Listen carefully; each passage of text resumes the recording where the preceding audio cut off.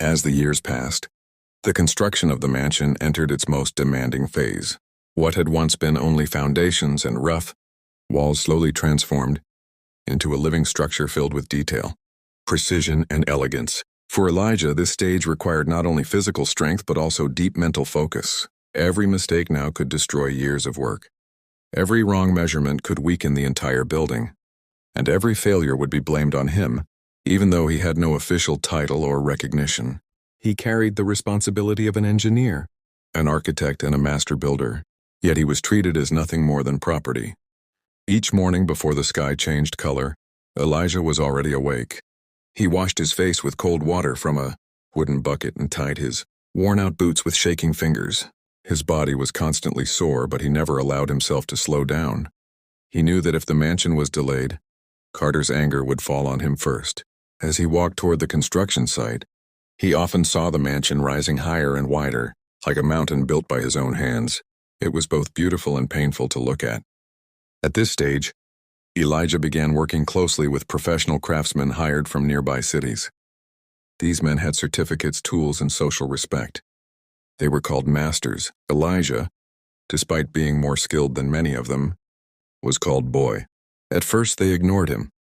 They believed a slave could not possibly understand complex construction. But as days passed, they noticed something unusual. Elijah corrected their measurements. He warned them about weak joints. He suggested better materials. Slowly, without admitting it, they began listening to him. Sometimes when no one was watching, these craftsmen asked Elijah for advice. They pretended it was casual, but they knew the truth. Elijah had knowledge that came from years of experience and sharp observation. Yet in public, they never credited him. Society did not allow a slave to be seen as superior. One of Elijah's greatest achievements during this phase was designing the mansion's internal structure. He created strong wooden frameworks that could support heavy furniture and large gatherings. He designed ceilings that would not crack under pressure. He planned hidden beams inside walls to prevent collapse during storms. These ideas were advanced even by modern standards, but no one wrote his name next to them. The most painful part of this period was the strict separation between his work and his humanity. Elijah could spend weeks building a grand living room, installing polished floors and carving decorative panels. But once it was finished, he was not allowed to step inside. Guards were instructed to watch him. Servants were warned not to let him cross certain doors. It was as if the building itself was forbidden territory.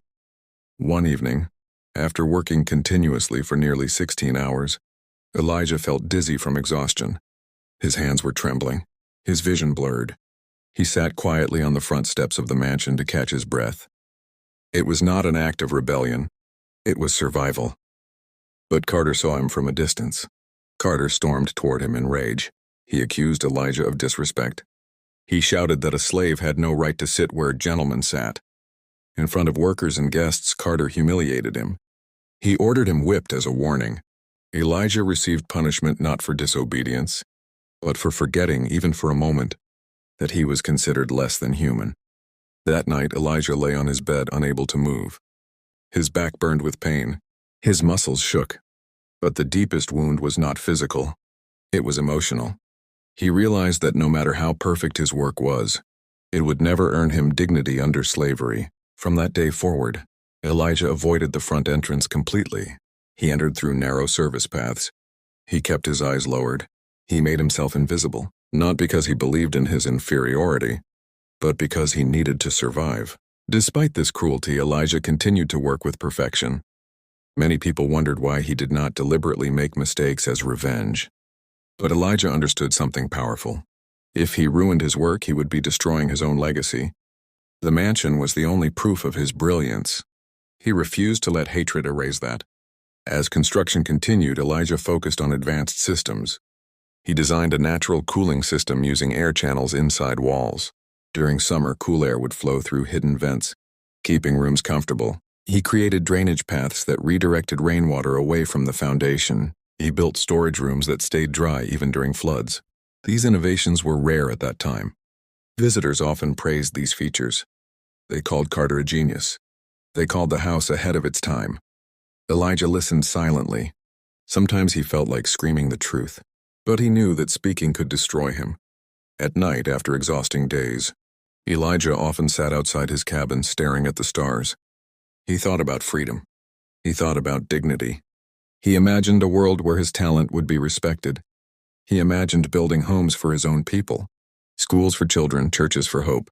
These dreams kept him alive. During this period, Elijah began secretly teaching younger slaves construction skills. He noticed that many boys had the same curiosity he once had. After work, when guards were tired and owners were asleep, Elijah gathered them quietly. He taught them how to measure wood, how to balance weight, how to read simple diagrams. He told them stories about strength and survival. He warned them never to show their full intelligence in front of masters. These secret lessons were dangerous. If discovered, Elijah could be sold, beaten, or killed. But he believed knowledge was the only true freedom available to him. One young boy named Samuel became his favorite student. Samuel learned quickly.